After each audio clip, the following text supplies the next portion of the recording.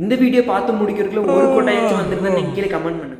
கொட்டாயினா first என்னென்னு தெரிஞ்சுக்க நம்ம பாடியில் சின்ன சின்ன ஹெல்த் ரிலேட்டடாக சேஞ்சஸ் ஆகும்போது அதுக்கான சிம்டம்ஸ் தாங்க கொட்டாய்ங்கிறது. கொட்டாய் எதுக்கு வருது ஃபஸ்ட்டு அது நீங்கள் தெரிஞ்சுக்கோங்க. உங்கள் பாடி ரொம்ப டயர்டாக ஃபீல் பண்ணுறீங்க, ரெஸ்ட் எடுக்கலான்னு தோணுச்சுன்னா உங்களுக்கு கொட்டாய் வரும்.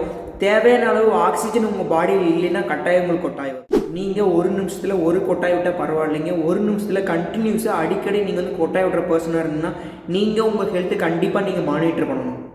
ஒரு சில ஹெல்த் இஷ்யூனால உங்கள் பாடி ஹீட் பேலன்ஸ் ஆகவே ஆகாது, அதனால உங்களுக்கு அடிக்கடி கொட்டாய் வரக்கான வாய்ப்பு அதிகமாக இருக்குது. உங்கள் லிவர் ஃபங்க்ஷன் வந்து ரொம்ப ஸ்லோவாக இருக்குது, இல்லை உங்கள் லிவர் ரொம்ப வீக்காக இருக்குது அப்படின்னா அடிக்கடி உங்களுக்கு கொட்டாய் வரும்.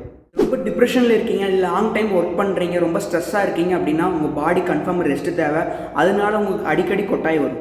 உங்கள் பிரெயினில் அலர்ஜி ஃபார்ம் ஆகிறப்போ இல்லை உங்கள் பிரெயினில் ஆக்சிஜன் பற்றாக்குறையாக இருக்கிறப்போ உங்களுக்கு கொட்டாய் வரும். இதை நீங்கள் மானிட்டர் பண்ணாமல் அப்படியே கன்டினியூ பண்ணிகிட்டே இருக்கீங்கன்னா லாஸ்ட்டாக உங்களுக்கு ஸ்ட்ரோக் வரக்கான வாய்ப்புகள் அதிகமாக இருக்குது. கவனமாக இருங்க, கொட்டாய் விடாதீங்க.